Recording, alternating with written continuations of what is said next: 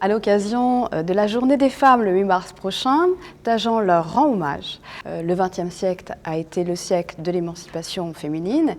Parmi les œuvres que nous présentons, des œuvres de Tamara de Lempicka, ce petit visage des années 1945, d'une extrême modernité de par le cadrage cinématographique, le bibi, la coupe presque garçonne, et ce regard relativement troublant, à la fois intime et qui montre la capacité de Tamara de Lempicka à rendre l'expression psychologique à travers les regards. Les regards dans l'œuvre de Tamara sont toujours très présents, notamment dans cette œuvre-ci.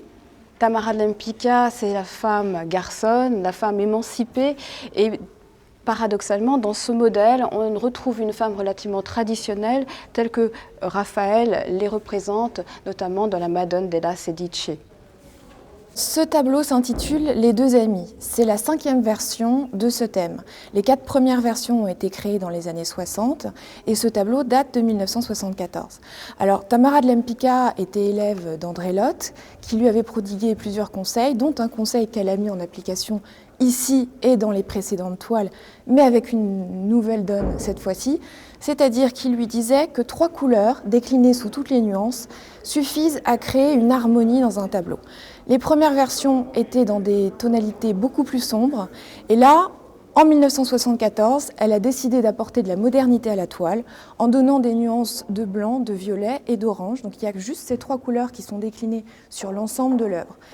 Tamara de Lempicka disait: il faut créer, je veux des choses nouvelles, des couleurs brillantes et lumineuses. Je veux qu'au milieu de 100 autres toiles, on remarque l'une de mes œuvres. Et en effet, on ne peut pas identifier l'artiste dans cette toile. Ce qu'il y a aussi de nouveau, c'est que finalement, les 2 personnages sont au centre complet du tableau. Il n'y a plus d'architecture au fond en arrière-plan. C'est vrai que le thème est un thème évidemment saphique, mais qui est traité avec une extrême pudeur.